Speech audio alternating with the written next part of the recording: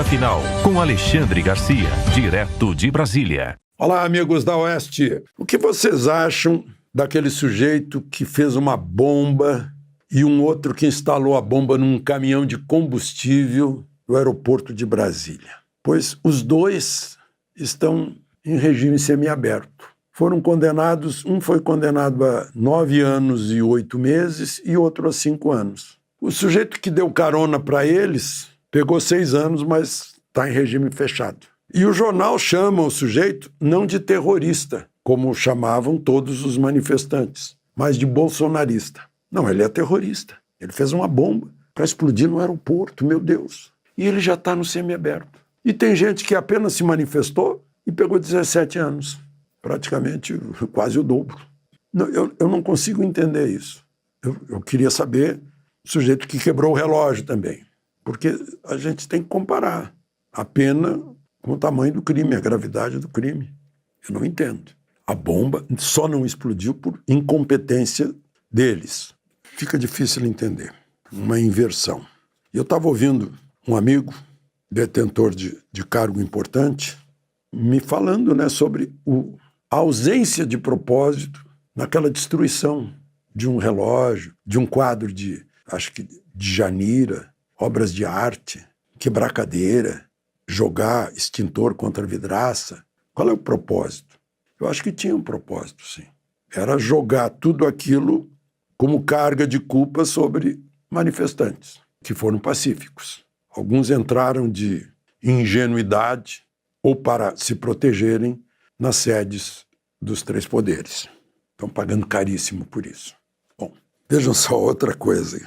Fica difícil de entender. Na Itália, lá num evento de associações populares, algo assim, o Papa Francisco, pelo noticiário, recebeu João Pedro Stedley, o chefão do MST, eterno chefão, e teria abençoado a bandeira do MST, que significa invasões violentas, ameaças, destruição de patrimônio, de gado, de cerca, de porteira, de trator, de depósito, de silo, de casa-sede.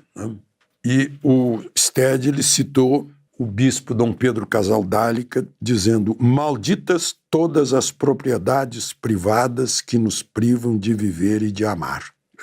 A Constituição, no capítulo dos direitos e garantias fundamentais, põe na mesma linha do direito à vida o direito de propriedade. E, no entanto, isso passa batido, como se fosse apenas uma peça de propaganda. Não sei se isso vai ser discutido dentro da igreja, tem a obediência ao Papa e tal, o respeito ao Papa, mas também tem o lado da lei brasileira. E simplesmente não acontece nada. Quando é o MST que invade ministérios, toca fogo em praça de pedágio, em pesquisa, inclusive pesquisa pública do serviço público do Estado brasileiro, ninguém diz que é atentado ao Estado democrático de direito. Por que essa diferença? Só para a gente pensar um pouco sobre isso. Bom, eu falei em Estado, o Estado vai arrecadar um dinheirão agora. O presidente Lula sancionou o DPVAT, ressuscitou o DPVAT que havia sido eliminado no governo Bolsonaro. Agora se chama SPVAT. Vai entrar em vigor no ano que vem.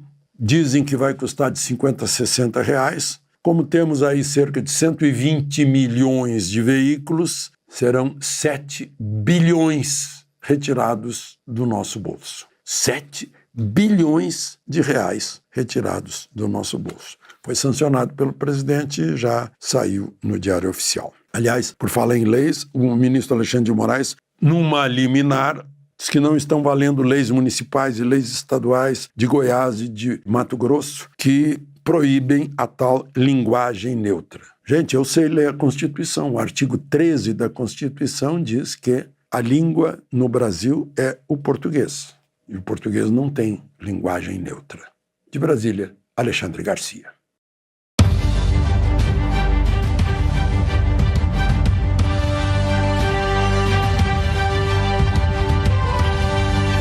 A Palavra Final, com Alexandre Garcia, direto de Brasília.